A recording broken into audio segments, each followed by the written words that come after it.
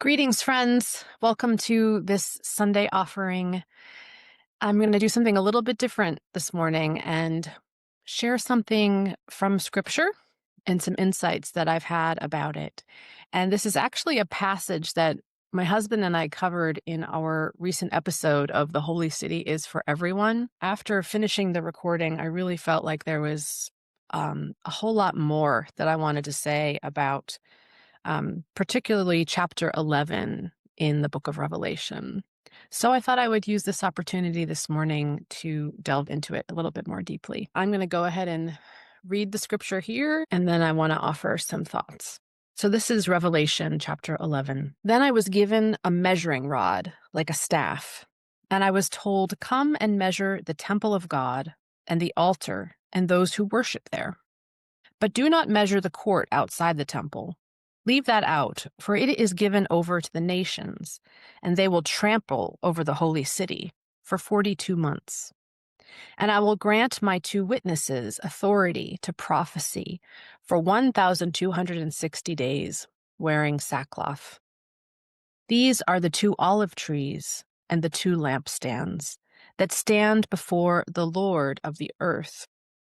And if anyone wants to harm them, fire pours from their mouth and consumes their foes. Anyone who wants to harm them must be killed in this manner. They have authority to shut the sky so that no rain may fall during the days of their prophesying. And they have authority over the waters to turn them into blood and to strike the earth with every kind of plague, as often as they desire. When they have finished their testimony, the beast that comes up from the bottomless pit will make war on them and conquer them and kill them. And their dead bodies will lie in the street of the great city that is prophetically called Sodom and Egypt, where also their Lord was crucified. For 3.5 days, members of the peoples and tribes and languages and nations will gaze at their dead bodies and refuse to let them be placed in a tomb. And the inhabitants of the earth will gloat over them and celebrate and exchange presents, because these two prophets had been a torment to the inhabitants of the earth. But after the 3.5 days, the breath of life from God entered them, and they stood on their feet, and those who saw them were terrified.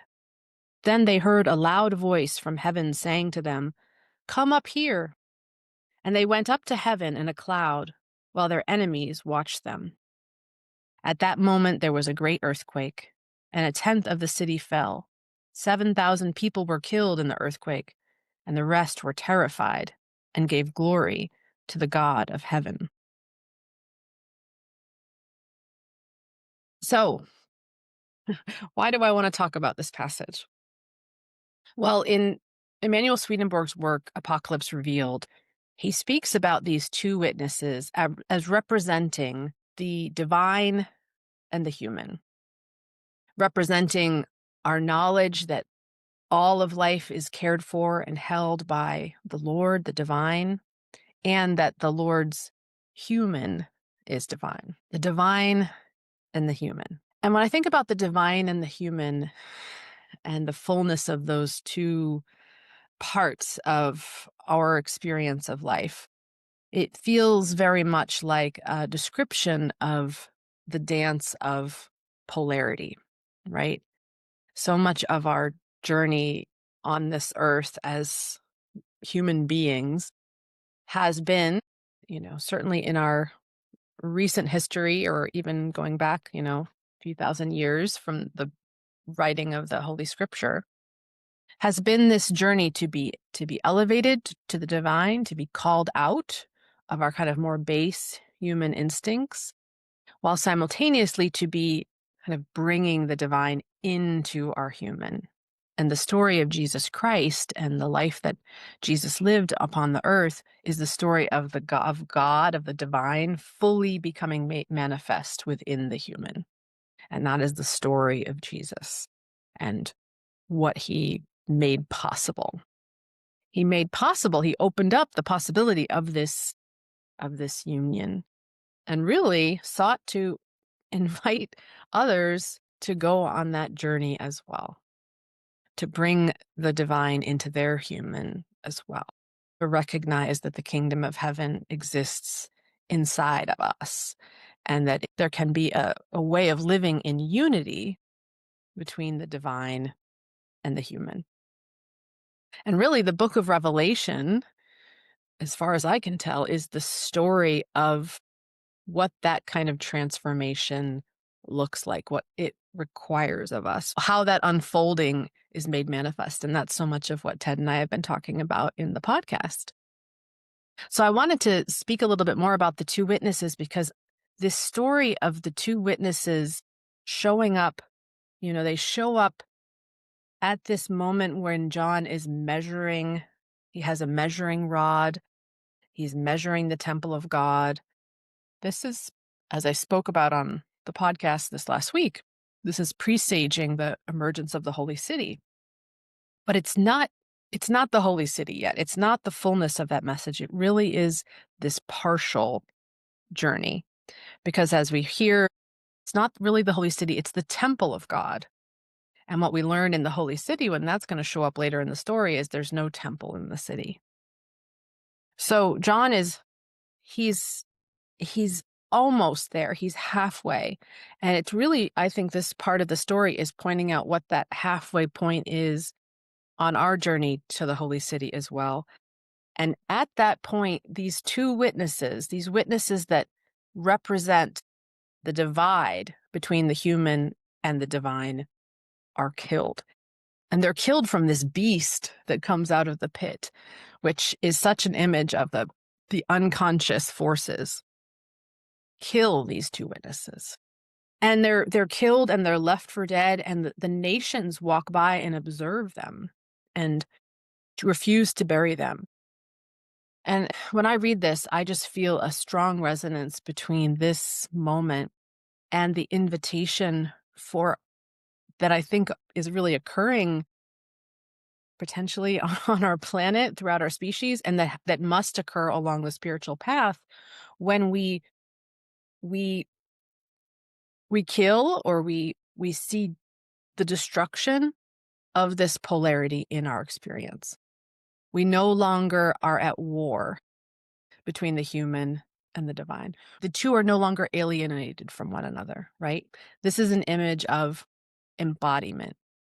If our bodies are truly going to become the temple of God, then the human and the divine are now unified. There's no distinction anymore. God is not an outside figure. God is an inside figure. And really the whole dance of polarity that is really at a fever pitch right now on our planet is destroyed. We no longer put our faith in the idea that we could somehow eradicate one side of the divide to live into the other. We no longer see these two poles as states that are separate from one another, but just expressions of a spectrum of reality. And so this stage in the process is so cool. This stage in the process is so primary. It's very much something that I've experienced over the last few years of a real shedding of the idea that I can kind of fight my way to perfection, or that I can, that there is some path to holiness that will eradicate kind of our humanness or our foibles, or that actually this path of spiritual growth is bringing us to a place of deep integration between the divine and the human, where we're not in these lofty heights kind of looking down at our human nature, but we're also not kind of in our human nature kind of scoffing at the divine. We're just recognizing that this life is holy, and that this human experience is holy, and that holiness lives in the day-to-day life of being a part of a greater whole and recognizing our oneness. And this stage of the journey of the death of the two witnesses feels very much like that stage when we recognize the limitations of this polarity of thinking. Now, that being said, these two witnesses, they're killed, and everyone sees that they're dead. And then they ascend into heaven. And I think that's also important because part of the journey is recognizing that there is a reality beyond polarity, feeling that, recognizing the limitations of polarity, but also recognizing the uses. We wouldn't actually have human life without it, right? We couldn't perceive life if we didn't see difference. Like it is part of how we navigate this material plane. And it's allowed us, if we never had the distinction between holy and profane, we probably wouldn't have minds. Like we wouldn't have the ability to think and reflect. We wouldn't be able to measure and wonder and imagine and create all of the incredible things that we've created. And if we idealize that polarity and say that's the only thing that's true, that's also what then can create such incredible suffering and pain. And so this moment of the two witnesses dying and then ascending into heaven is that moment when we get that there's something more than polarity. We get that there is a unity that is beyond polarity. And we get that there's a use to polarity. And we're sort of able to start to live in that mysterious tension of recognizing that we are human and we are also divine. And this is not the end of the process. There's going to be more coming up. And this stage of integration is also what then makes possible the woman clothed with the sun and the dragon and, even more dramatic activities are going to play out. And my suspicion is largely because once we feel this sense of unity inside of ourselves, we recognize the human and the divine, but we're still limited by our egos, that powerful union inside of us can create, you know, a life like Jesus, a life of unity and acting as a part of a greater whole.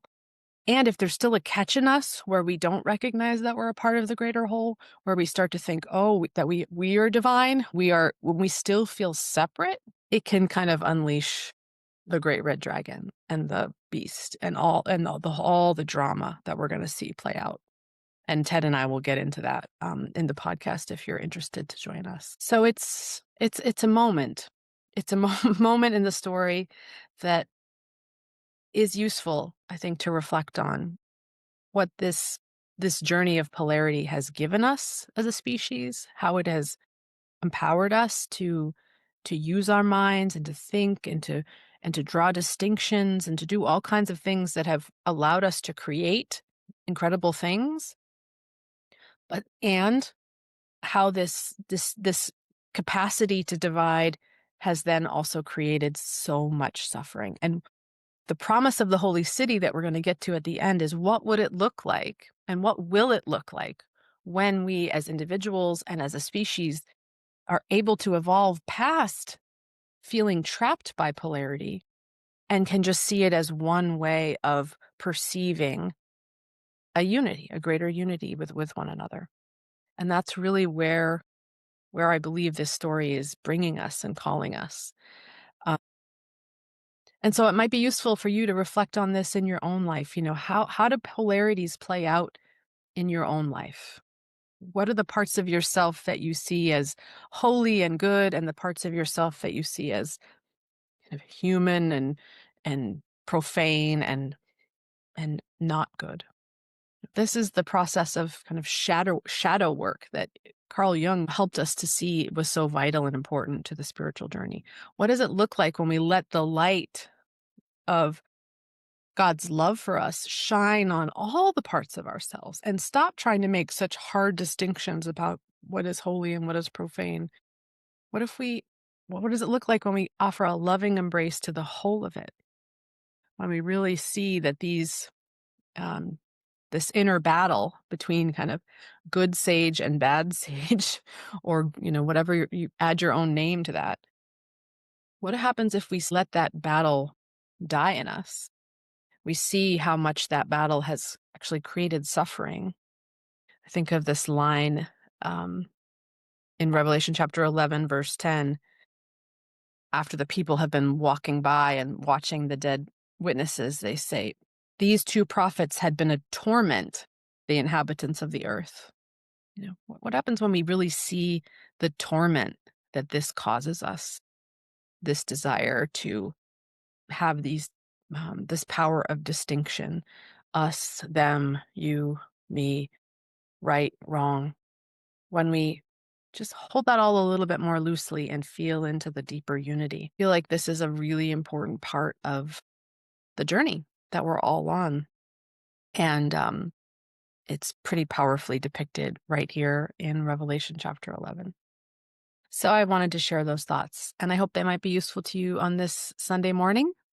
And if you haven't been joining us on the Revelation journey and you feel like you'd like to catch up and jump in, all the episodes are available. And we're actually taking a 2-week break because I have some traveling going on. We've got a 3-day weekend this weekend with our kids.